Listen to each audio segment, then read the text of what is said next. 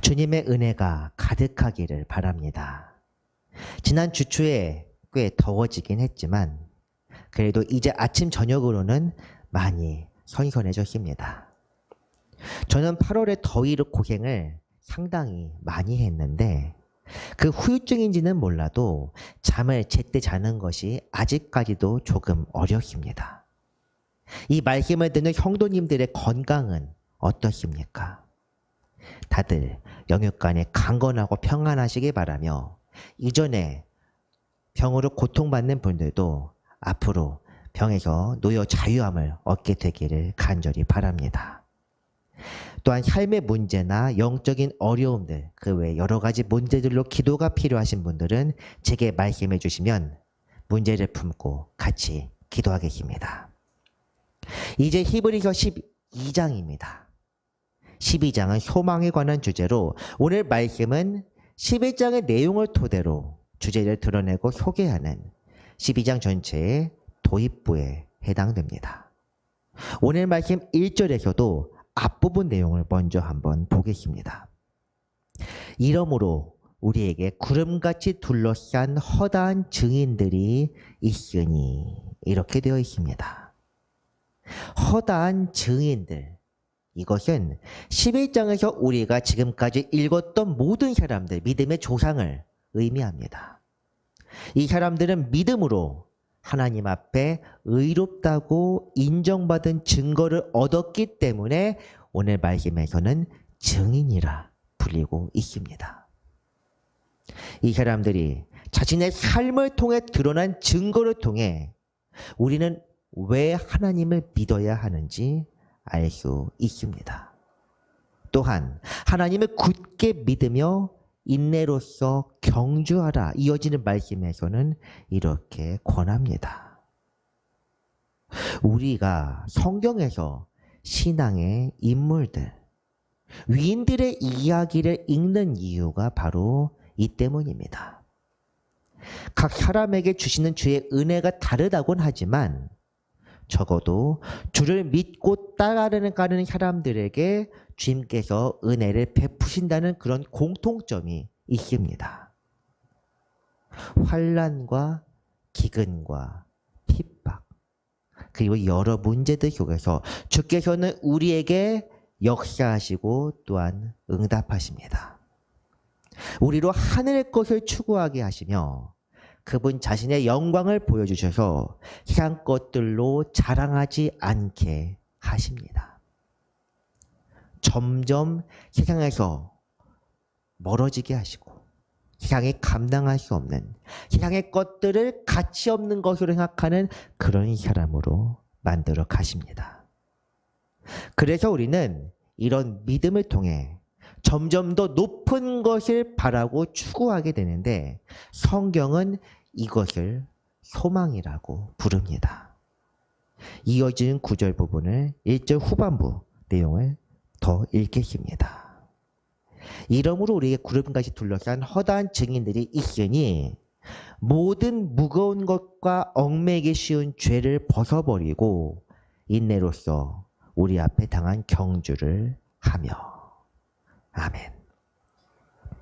우리가 1절 부분에게 특히 주목할 점은 이 9절에서 경주라는 특별한 상황을 비유로 표현하고 있다는 점입니다.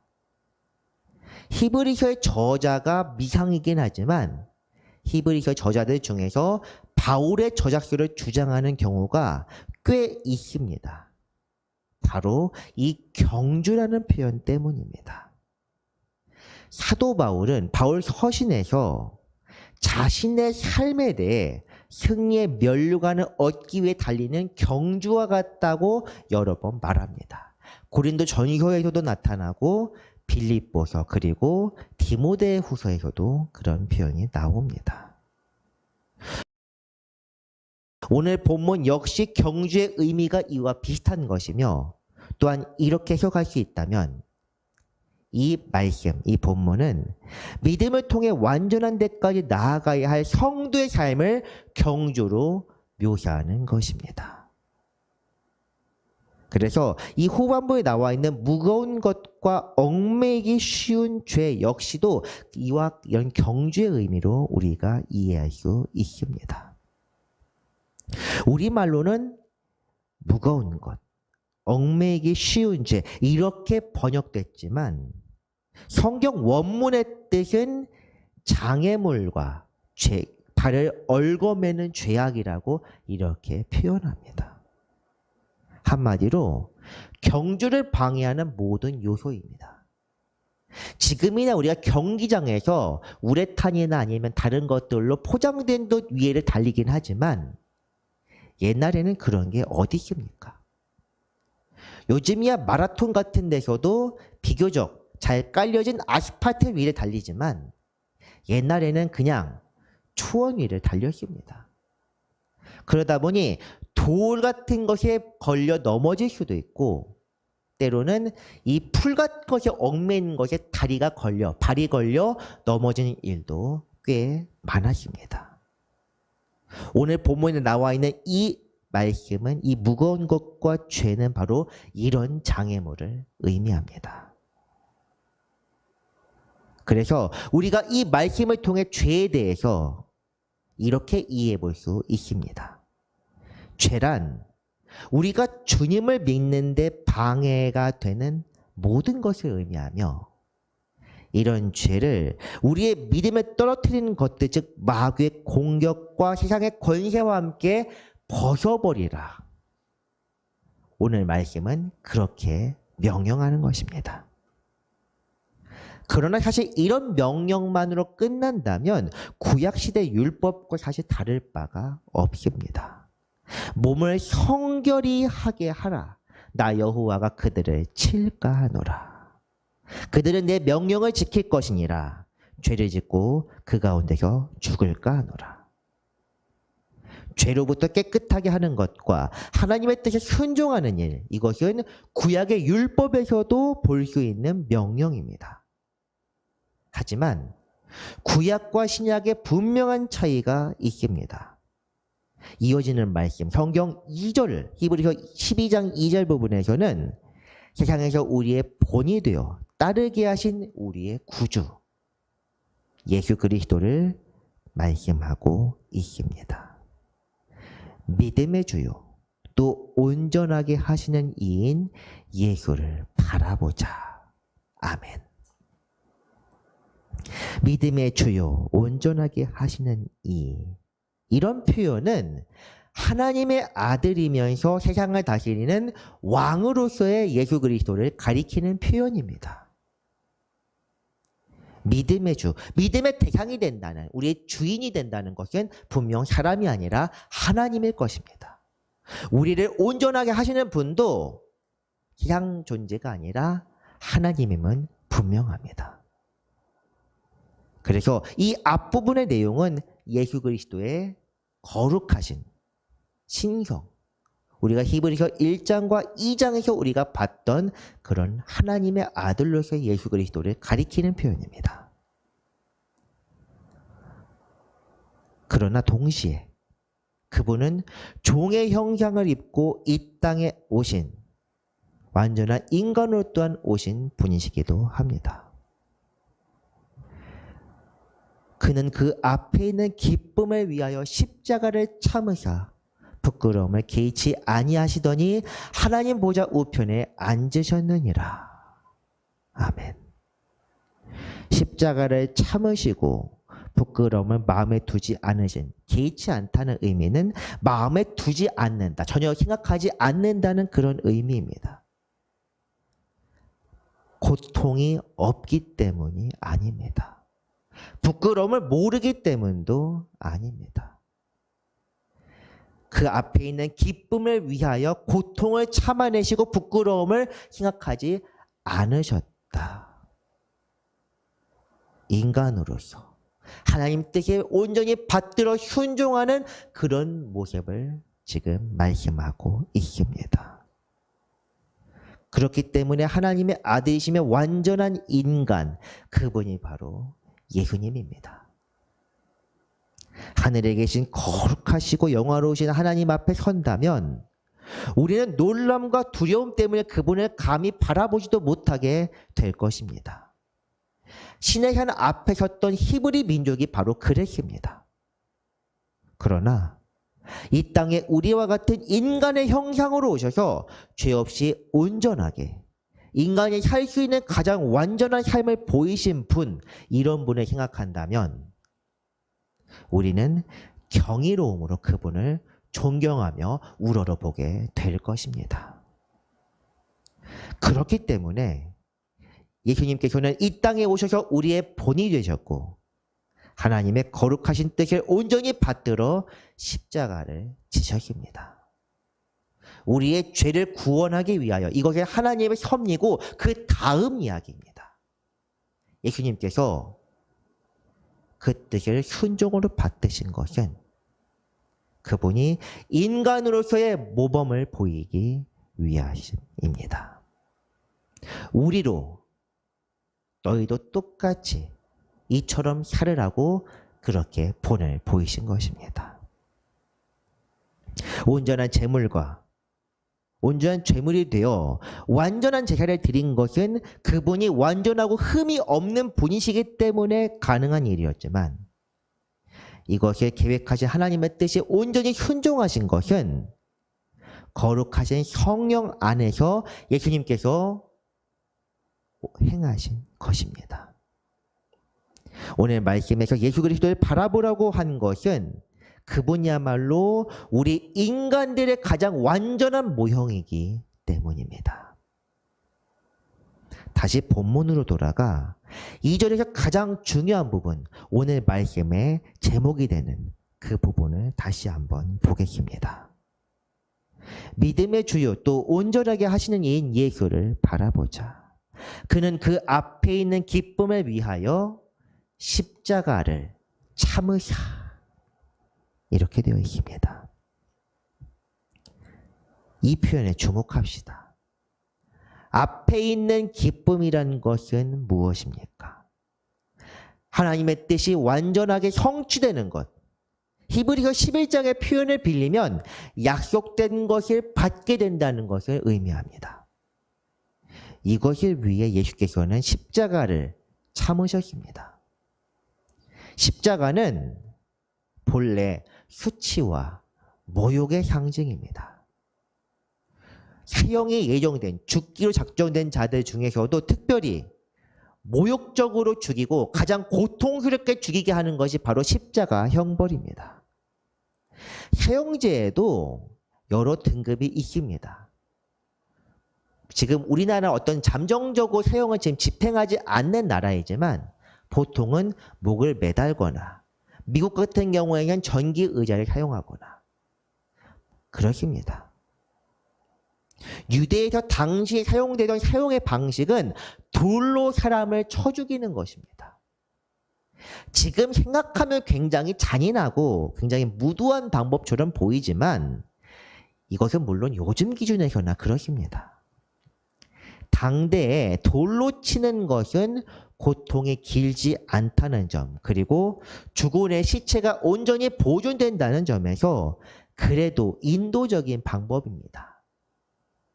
인근 나라에서 당시에 페르시아나 아니면 아수르 지역에서 사람을 나무에 매어서 찢어 죽인다든가 아니면 목을 친다든가 이런 것들에 비하면 비교적 그래도 인도적인 방법입니다. 그런데 로마의 사형제, 우리가 대충 듣고 아는 것만으로도 유대 지역과는 비교할 수 없을 정도로 굉장히 잔인한 방법을 사용합니다. 우리가 잘 알고 있는 검투장에서 사자밥을 만드는 그런 것들도 있고 또 십자가형이라든가 여러 가지 방법들이 있습니다. 참. 그 어떤 것들 하나도 참 고통을 어떻게 줄까 연구했던 사람들의 마치 방법과 같습니다.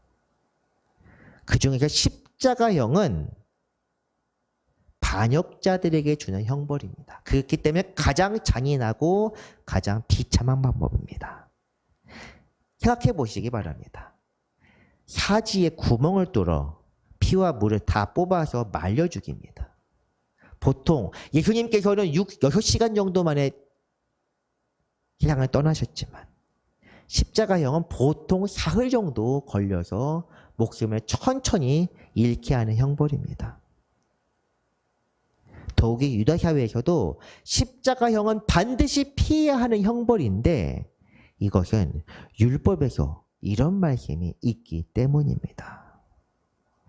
그 시체를 나무 위에 밤새도록 두지 말고 그날에 장사하여 내 하나님 여호와께서 내게 기업을 주시는 땅을 더럽히지 말라. 나무에 달린 자는 하나님께 저주를 받았음이니라. 실제로 이 날이 물론 6월절 전날이기도 했지만 바리새인들과 대제사장들이 빨리 시체를 치워달라 한 이유도 바로 이 말씀 때문입니다. 밤새도록 나무에 두는 것이 율법에 맞지 않기 때문입니다. 나무에 달린 자가 하나님께 저주를 받았기 때문에 바로 이와 같습니다. 물론 유대에서도 이런 형벌을 사용한 적이 있습니다. 여호수아가 본보기로 가나안 5 왕을 나무에 달았던 적이 있습니다. 하지만 이것은 어쨌든 본보기 때문이고 유대인들끼리는 절대 이런 나무 형벌을 사용하지 않았습니다. 그만큼 나무에 달리는 것은 금기시된 땅에 묻히지 못하는 것 이상으로 저주받은 자들의 상징과 같기 때문입니다. 그럼에도 불구하고 예수님께서는 십자가를 지고 도성 밖 갈보리 언덕으로 나가 죽임을 당하셨습니다. 저주받은 자들, 하나님의 은혜를 받지 못한 그런 사람들처럼 죽임을 당하셨습니다. 이것은 율법으로 인한 저주, 모든 인간에게 내린 죽음의 형벌을 깨뜨리기 위함입니다. 동시에 이렇게 죽으심은 거룩하신 예수께서 율법의 저주에 매이지 않는다는 것을 의미하는 상징적인 죽음이기도 합니다. 히브리서 13장 부분에서는 십자가 사건을 이렇게 해석했습니다. 이는 죄를 위한 짐승의 피는 대제사장이 가지고 성소에 들어가고 그 육체는 영문 밖에서 불사름이라. 그러므로 예수도 자기 피로써 백성을 거룩하게 하려고 성문 밖에서 고난을 받으셨느니라. 마치 제사 드릴 때 육체가 영문 밖에 나가 불사르는 것처럼 그렇게 하기 위하여 고난을 받으셨다. 율법의 저주가 거룩한 제사로 바뀌었다는 것. 이것은 히브리서에서만 볼 수 있는 은혜로운 말씀입니다. 건축자들의 버린 돌이 모퉁이 돌이 된 것, 시편 110편 말씀처럼 세상에서 버림을 받고 치욕과 고난을 받으신 저주받은 형태로 죽으신 그런 한 분을 통해 인류의 구원이 이루어졌습니다. 11장에서 나타나는 믿음이 바로 이것을 믿는 믿음이요. 10장에서 구원에 이르는 믿음 역시 이것을 믿는 믿음입니다. 우리의 믿음이 여기까지 자라가야 합니다. 주님의 은혜 안에 온전히 거하시길 바랍니다. 또한 우리는 십자가를 참으신 그리스도를 통해 우리에게 주어진 각자의 십자가를 또한 지고 나가야 함을 깨닫게 됩니다. 오늘 본문에서 2절에서 주님을 바라봐야 한다고 그렇게 명령한 이유가 무엇이겠습니까?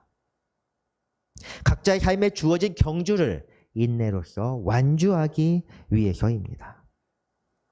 이 경주란 곧 십자가의 삶을 의미합니다. 11장 후반부에서 말씀하고 있는 환난과 박해와 고통을 의미합니다. 고난 없는 영광은 없고 죽음 없는 부활도 없으며 십자가가 없는 승리도 없습니다. 주님의 편에 서서 주와 함께 영광을 받기 위해서는 주님이 당하신 고난을 생각하며 고난을 받아야 합니다. 예수님께서 하신 이 말씀 한번 읽고 마음에 생각하시기 바랍니다.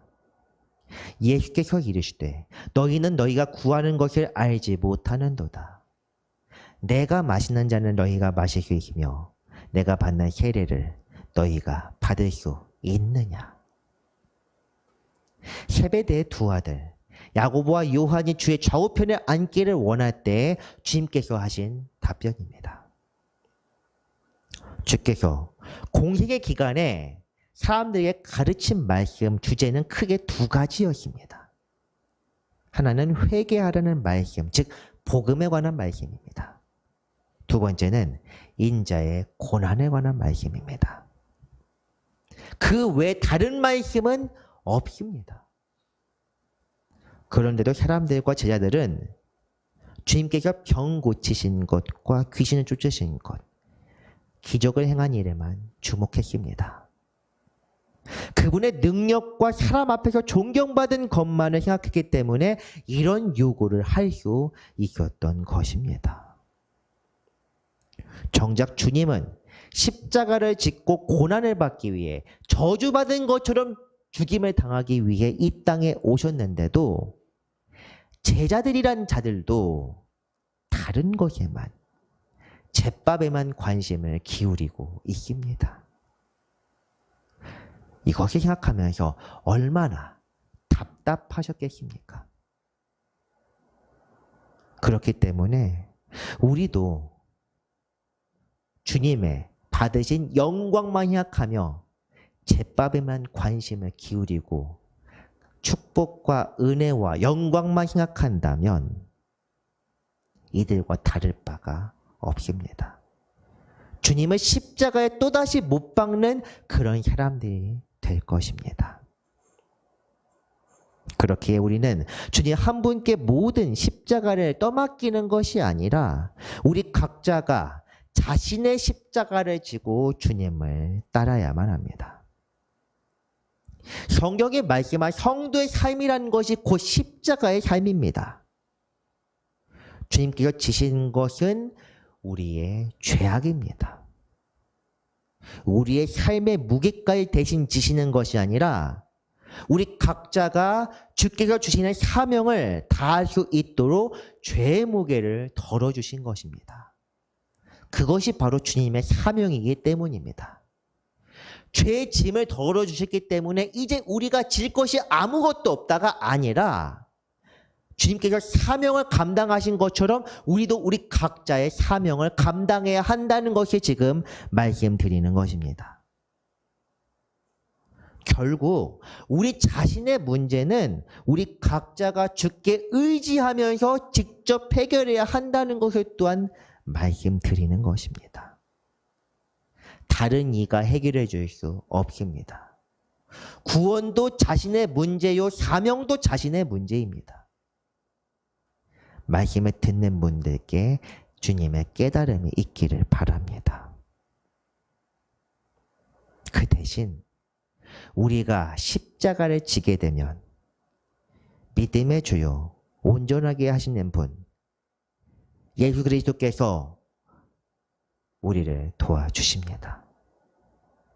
우리에게 말씀하십니다. 이렇게 해라. 본을 보여주셨고 또한 오늘도 우리에게 말씀하고 계십니다. 이 말씀을 한번 보겠습니다. 주님의 사랑을 찬양하며 노래할 때 가장 많이 인용되는 구절, 보통 어떤 말씀에 떠올립니까? 제가 설교로서 많이 들은 본문은 로마서 8장입니다. 죄와 사망의 법에서 우리를 구원하셨다는 말씀에서 시작하여 그 어떤 것도 주님을 그리스도 예수 안에 있는 하나님의 사랑에서 우리를 끊을 수 없니라로 끝나는 그 말씀 1절부터 39절까지 통으로 외우는 분들도 굉장히 많은 그런 말씀입니다. 이 말씀에서도 근데 사실 주님의 고난뿐 아니라 우리 각자의 십자가에 대해서 말씀하고 있다는 것을 우리는 종종 잊습니다. 자녀이면 또한 상속자 곧 하나님의 상속자요. 그리스도와 함께한 상속자니 우리가 그와 함께 영광을 받기 위하여 고난도 함께 받아야 할 것이니라. 생각하건대 현재의 고난은 장차 우리에게 나타날 영광과 비교할 수 없도다. 아멘. 고난이 장래의 영광과 비교할 수 없으므로 주님의 영광을 생각하며 인내하면서 괄호치고 고난받으라 이렇게 말씀하는 것입니다. 분명히 기억합시다. 주님의 사랑은 고난을 치워주는 것이 아니라 고난 중에 함께 하시는 것이 바로 주님의 사랑입니다. 이 말씀이 쭉 이어지는 것이 피조물이 썩어진 데서 고생하는 것이며 그 말씀 끝에 나와 있는 것이 합력할 선을 이루는 이라입니다. 합력할 선을 이룬다는 것이 바로 우리가 이 땅에서 고난을 받을 때도 상속자로서 고난을 받는 것이고 영광도 주어질 것이라는 바로 그런 의미입니다. 고난이 없다는 것이 아니라 고난은 있는데 견딜 수 있게 하신다는 것. 의미 없는 고난이 없다는 것을 우리에게 증거하신 것입니다. 고난은 주님께서 택하신 특별한 사람들, 높은 자리를 차지하는 위인들의 전유물이 아닙니다. 고난이란 주님께서 택하신 특별한 사람들, 다시 말해 구원을 받게 될 모든 사람들이 공통적으로 누려야 하는 공유물입니다. 누려야 한다고 말씀드리는 것은 십자가를 지지 않는 자가 상속자가 아니며 양자도 아니고 주님의 삶이 아니라는 지금 말씀을 드리고 있습니다.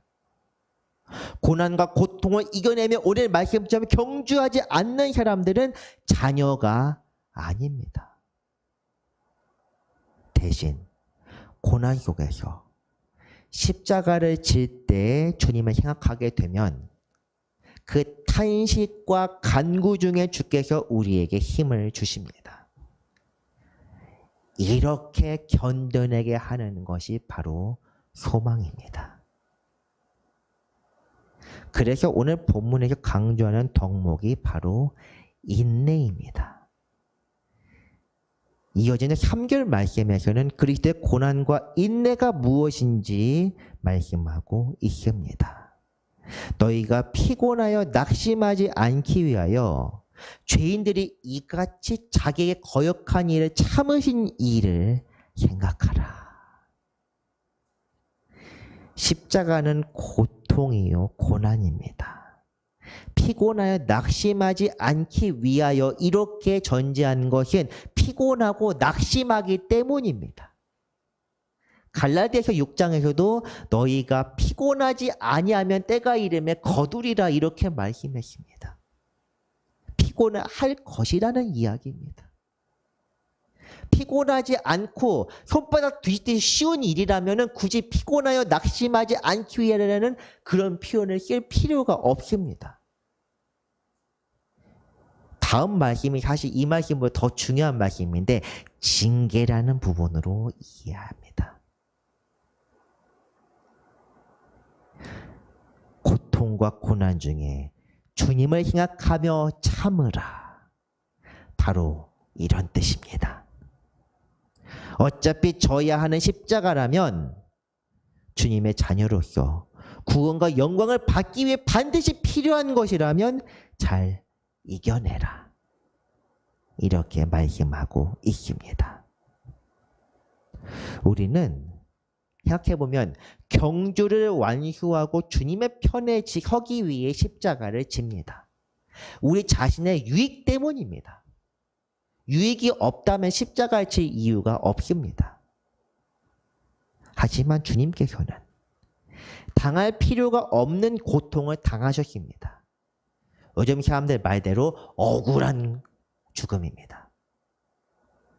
받을 이유가 없는 모욕을 받고 참으셨습니다. 그렇기 때문에 너희들이 적어도 예수님처럼 하지는 않았다. 성경은 이렇게 말씀하고 있습니다. 사실 오늘 말씀에게 시간이 넉넉하다면 다음 주에 읽을 말씀도 같이 읽고 싶긴 했습니다. 왜냐하면 다음 주에는 그 말씀을 간단하게 설명하자면 너희가 피 흘리기까지 그렇게 인내하고 그렇게 고난을 겪지는 않았다 하고 질책하는 부분이 있습니다. 고난도 적당히 받으면 안 된다고 그렇게 말씀하고 있습니다. 사실 오늘 말씀도 그렇지만 다음 주 말씀이 저는 상당히 걱정됩니다. 십자가 고난에 대해 말씀을 이렇게 듣는 것은 전하는 저도 사실은 굉장히 힘들고 어려운 일입니다.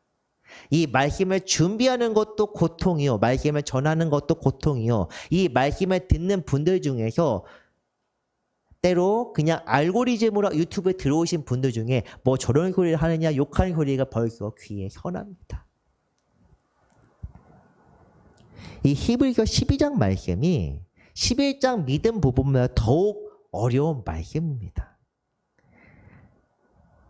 그런데 이 12장 말씀을 인용할 때 특히 오늘 1절과 2절 말씀까지만 끊어서 그리스도의 사랑과 은혜에 관한 말씀으로 설교 주제를 많이 사용되는 말씀이기 때문에 이렇게 다른 주제로 말씀을 전하는 것은 정말로 어려운 일입니다. 그러나 이 히브리서 강해를 시작하는 순간부터 이 강해하겠다고 마음먹은, 정확히 말하자면 주께서 이거 하라고 제게 명령하신 그 순간부터 제 마음속엔 고난과 고통이 항상 있었습니다. 그동안 저나 여러분들이 들었던 히브리서 설교나 말씀이 잘못되었다고 말씀드리지는 않겠습니다. 모든 말씀은 그 상황과 맥락에 따라서 그때그때 필요한 말씀이 매번 다르기 때문에 제가 한 10년쯤 후에 히브리서 강의를 다시 한다고 하더라도 똑같은 말씀은 하지 않을 것이라 생각합니다. 그러나 우리가 반드시 잊지 말아야 할 것은 성경에서 말씀하는 것이 고난과 십자가며 이것이 바로 복음의 핵심이라는 것입니다. 이 복음은 주님의 십자가만을 이야기하는 것이라 십자가만을 이야기하는 것이 아니라 우리의 십자가 또한 포함하고 있습니다. 이것이 가볍게 여기고 이것을 무시하는 것은 우리의 신앙생활에 전혀 도움이 되지 않으며 구원의 이름을 방해하는 마귀의 전략이라는 것이 분명히 말씀드립니다. 말씀을 듣는 분께 하나님의 은혜가 있기를 바랍니다.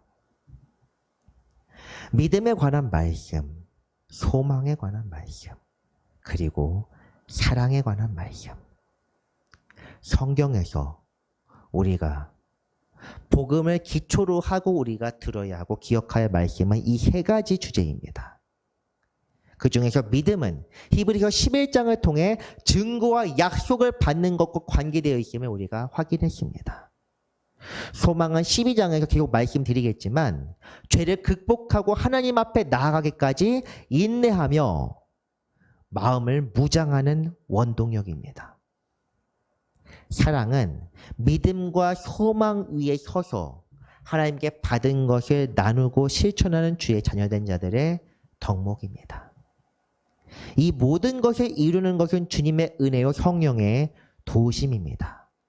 우리 스스로 잡아주고 이루어지는 것이 아니라 주님의 도우심, 은총으로 가능한 것입니다. 우리 스스로 하고자 하면 낙심하게 되지만 피곤하게 되지만 성령께 도우심을 구하면 능히 할 수 있습니다. 말씀을 행하는 어려움으로 낙심할 때마다 성령께 도우심을 구합시다. 고난으로 인하여 피곤할 때마다 주께 호소하고 탄식하는 간구를 들으시기 바랍니다. 억지로 하는 것이 아니라 지치고 피곤할 때 우리를 위해 십자가를 먼저 지신 주님을 생각합시다. 우리를 위하여 모든 것을 내어주신 주께서 지금 우리에게 힘을 주시고 위로하실 것이라 확신합니다. 말씀을 정리합니다. 소망은 믿음을 통해 더 높은 것을 바라는 마음입니다. 또한 소망은 현실에서 주를 따르는 자들이 당하는 고난과 박해를 이겨내게 하는 원동력입니다. 십자가를 질 때 우리는 소망으로 주님을 바라보면서 이겨낼 수 있습니다. 십자가를 지신 주께서 우리를 기억하시고 성령께서 지금 우리를 도우십니다. 오늘 하루 그리고 앞으로의 우리의 삶에서 십자가를 지며 믿음의 경주를 완주하시기를 주님의 이름으로 축원합니다. 기도하겠습니다. 사랑의 주님, 우리를 위해 그리스도를 보내주셔서 감사합니다. 죄인들을 위해 참으신 주님의 고난을 생각하게 하시고 우리 각자의 십자가를 잘 견뎌내게 하여 주옵소서. 그러나 우리에게 이 십자가가 너무 무겁게 느껴질 때 주께서 우리를 도우시고 성령께서 위로하여 주옵소서. 십자가로 승리하신 우리 주 예수 그리스도의 이름으로 기도합니다. 아멘.